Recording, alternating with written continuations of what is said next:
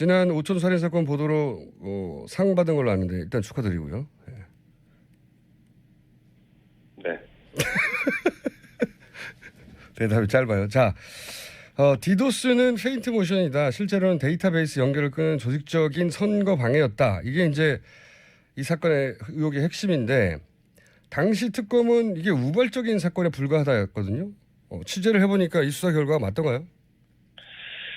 당시 검찰 수사, 특검에 앞서 실시됐던 이제 검찰 수사에서는 이 배후를 밝히는 것은 신의 영역이다. 네, 그렇죠. 라고 아주 묘한 말을 남겼고, 특검이 이어졌는데 특검 결과도 뭐 크게 다르지 않았습니다. 당시 이제 최구식 의원의 구국 수행비서, 운전기사죠. 이분이 이제, 선거 전날 술자리에서 이렇게 우발적으로 예. 선거에 도움이 됐으면 하는 뭐 본인의 개인적인 욕심에 평소 알고 지내던 이제 온라인 도박업체 사장한테 전화를 해서 지시했다. 예. 디도스를. 이런 이야기인데, 그냥 상식적으로 생각해보면 될 것 같아요. 이런 좀 엄청난 일들을, 돈도 많이 들어갈 테고, 어떤 대가가 분명히 주어져야 가능할 이런 위험한 범죄 행위를 과연 이들이 우발적으로 했다라고 설명한다면 이걸 믿을 사람이 얼마나 될까요? 그럼, 예, 각자의 판단인 것 같은데요. 이건 어떻게 보십니까? 윗선을 밝히는 건 신의 영역이라고 했다고 방금 말씀도 하셨는데 최근에 이제 시사저널이 보도하기를 박기태 전 국회의장이 연루됐다 이런 제보를 보도했거든요. 윗선의 연루 가능성은 어떻게 보십니까? 윗선의 연루 가능성. 사실 뒤에서 저희가 방송상에서도 뒤에서 얘기했던 사실 터널 디도스를 염두에 둔다면 사실 이번 취재의 성과 중에 하나는 그 선관위 디도스 사건과 그 전에 사실상 발생했었던 속칭 터널 디도스 이 두 사건이 전혀 다른 두 사건이라고 이해를 했었던 건데 이 두 사건 간에 연결고리가 있을 수 있다라는 걸 찾아낸 게 이번 취재의 성과거든요. 처음으로 밝혀진 내용인데. 그렇게 생각한다면 우리가 지금까지 알고 있었던 것보다 훨씬 더 조직적인 윗선의 개입이 있을 수 있다라는 합리적인 의심을 하게 되죠. 자, 여기서 이제 터널 디도스가 방송을 안 보신 분은 어떤 사건인지 모르겠는데 잠깐 설명해 주시죠. 터널 디도스 사건은 사실 2011년 4월 달에 몇 개 되지 않는 지역에서 실시된 재보궐선거 때 발생한 일인데요. 이게 선관위 디도스 6개월 전에 있었던 일이에요, 이게 그죠? 그렇죠. 먼저 있었죠. 네. 터널 디도스라는 이름으로 명명된 거는 사실 그 한참 후의 일이고요. 이 방식이 이 김해 을 지역의 특성이 김해 장유 신도시에서 창원 지역으로 출퇴근하는 이제 젊은 유권자분들이 많아요. 노동자분들이신데. 항상 이분들의 문제가 이 창원 터널을 지나서 출퇴근을 해야 되는데 그 시간대가 항상 정체가 된다는 거죠, 교통이. 그 정체되는 것을 이제 지역 사람들은 다 알고 있었을 텐데 선거 당일날 안 그래도 막히는 터널에 이제 경찰에서 갑자기 계획이 없던 공사를 실시하려고 하고 그러다가 이제 감시단한테 발견돼서 이제 물러나는 그런 해프닝들이 생겨요. 그리고 사실 추가적으로 확인이 되지는 않았습니다만 그 지역 사람들 사이에서 이제 공유되는 이야기 중에 하나는 그날 교통사고가 발생했다. 그리고 그날 트럭에 전복 사고가 발생했다. 이런 이야기까지 돌아요. 결국에 이것들이 겨냥하고 있는 이야기 한 가지는 그 젊은 유권자들의 출퇴근 시간에 교통 정체를 심각하게 유발해서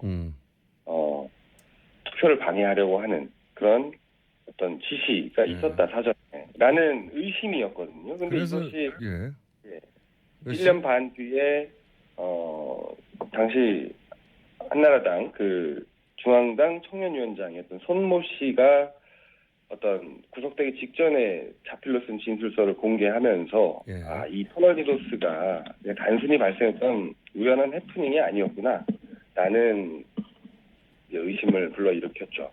그분의 주장에 따르면 자신이 직접 1억 원을 그 지역에 전달했다. 터널 디도스를 일으키라고. 뭐 이런 네. 진술이 실제 있었죠. 예.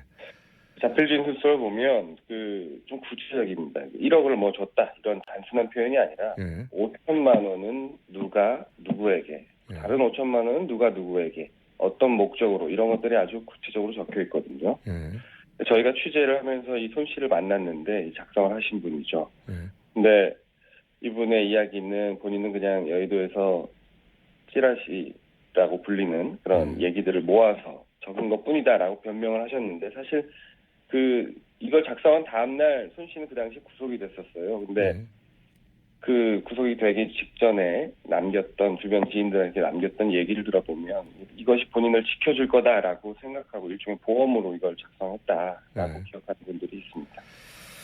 알겠습니다. 이제 이 터널 디도스 온라인 디도스가 온라인 오프라인 차이만 있을 뿐이지. 그러니까 터널 디도스와 선거 디도스가 결국 선거를 방해하려는 본질은 같고 그리고 연결돼 있더라 하는 이제 정황을 발견하신 거죠. 예. 네. 자, 예. 그러면은 네. 그게 이제 이번 취재의 가장 큰 성과라고 보는데, 어쨌든 이건 수사로는 더 이상, 취재로는 더 이상 밝힐 수 없고 아무튼 수사 영역이 되는 거죠. 그렇죠. 당시에 우리가 이제 실행한 사람은 검거를 했다라고 볼 수 있지만 그 실행을 지시한 신의 영역이라고 말했던 검찰이 그 사람들, 이 누구인지에 대한 수사는 저희가 확보한 자료와 증언과 이런 걸 토대로 의혹 제기는 가능하지만 실제 정확한 확인은 불가능하잖아요. 그리고 이 일이 발생한 지 벌써 5년이 됐지만 이분들이 대체로 실행한 분들이 출소를 했어요. 여기 연루됐던 분들이. 예를 들어서 예. 박희태 의장 비서관 한 명과 디도스를 실행한 온라인 도박업체 대표, 이분들은 출소했잖아요. 이분들은 어떻게 지내십니까 이제? 그러니까 구속되기 직전의 상황도 경제적으로 여유가 있지 않았어요. 왜냐하면 변호인도 고용할 수 없는 그런 경제적인 상태였는데, 온라인 도박업체였기 때문에 불법이죠. 네네. 그래서 이분 온라인 도박업체 사장 같은 경우에는 출소하고 나서 그 당시와 유사한 업체로 보이는 새로운 업체 하나 이제 런칭을 했더라고요. 근데 그 업체에 가보니 거기가 테헤란로에 있는 아주 고급 빌딩입니다. 그 빌딩의 한 층을 다 사용할 만큼 세가 얼마인지 물어봤더니 세가 한 1,000만 원이 넘더라고요. 직원도 한 10명 정도 되는데 건물 관리인들이 뭐 하는 회사인지를 잘 몰라요. 역시나 저희가 찾아갔을 때는 이미 뭐 이사가고 인테리어를 새로 하고 있는 후임자가 그런 상황이었는데, 사실 따져보면 그렇게 변호사도 수임할 수 없는, 그런 수임료도 없는 그런 경제적인 상태였던 분이 교도소에 들어갔다가 3년 6개월 이상 복역을 하고 나와서 어떻게 이런 사업체를 또 바로 차릴 수 있었을까? 형편이 더 좋아졌더라. 예. 비서관 경우는 어떻습니까? 발음 계속 세네요. 비서관은 본인은 어려운 상황이다라고 저희한테 읍소를 하시는데, 사실 저희가 이 비서관을 찾으려고 진주 바닥을 돌아다니면서 들었던 얘기는 가족들이 보상을 받았다. 그리고 그 보상을 받은 것으로 진주 지역에서 방송에서 얘기해도 되는 업인지만 좀 불법적인 업을 하고 있다라는 그런 소문이 파다한 상황입니다. 어쨌든 오히려 더 형편이 좋아졌다 역시나라고 보여지죠. 그러면 이 질문 꼭 해야 될 것 같은데, 지난 오촌 살인 사건 때는 이제 중요한 증인들이 취재 직전에 사망하거나 이런 일이 많았잖아요.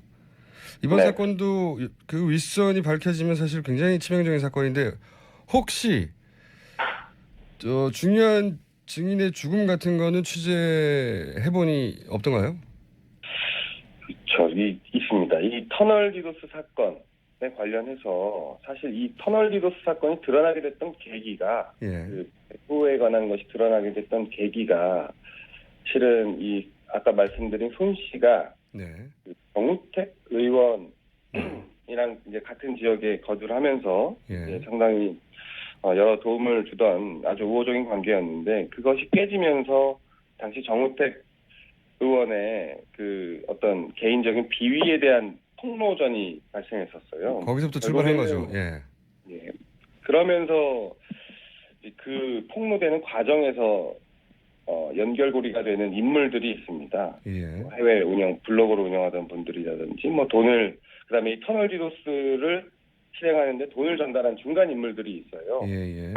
그 인물 중에 두 사람이 이번에도 사망하셨더라고요. 한 분은 트럭 옆에서 뇌출혈로 사망하신 채 발견이 됐고, 한 분은 홍콩에 가서 자살을 하셨는데, 시점이 묘한 것은 이분 두 분 다 수사기관의 수사 많이 좁혀오던 시점에 이런 일이 발생했다는 거죠. 하필이면 중요한 증인이 여하간 사망을 했더라. 취재 결과. 중요한 시점에. 알겠습니다. 혹시 다른 이상한 경험을 하신 건 없고요. 마지막 질문인데. 지난번에는 찾아가면 이렇게 돌아가신 분들이 많았잖아요. 예. 이번엔 좀 정반대였던 것 같아요. 뭐 보통 중요한 사람을 찾아가면 뭐 좀 가끔 놀라는 분도 계시고 뭐 취재를 완강하게 거부하는 경우가 많은데 도망가는 분들도 많죠. 예, 그렇죠. 이번에는 저희가 올 걸 미리 알고 있었다는 것처럼 대답이 아주 잘 정리된 상태로 준비돼 있으시고 예, 그리고 뭐 반가워하시는 분도 계시고 좀 예, 그런 상황이 있어서 네. 방문 일시를 알고 있는 느낌이던가요? 뭐 어떻게 알았을까 뭐 이런 생각을 해본 적은 있습니다. 근데 설마 몰랐겠지, 그냥 뭐 내공이 많으신 분들이겠지 이렇게 그냥 생각했는데요. 좀 당황스럽긴 했어요. 너무. 거꾸로 취재하는 쪽에서 어떻게 이렇게 잘 준비가 돼 있나? 네네. 알겠습니다. 오늘 여기까지 하고 제가 예. 물어볼 게 더 있는데 시간이 없어요. 한 번 더 모셔야 할지도 모르겠습니다. 여기까지 하겠습니다. 네.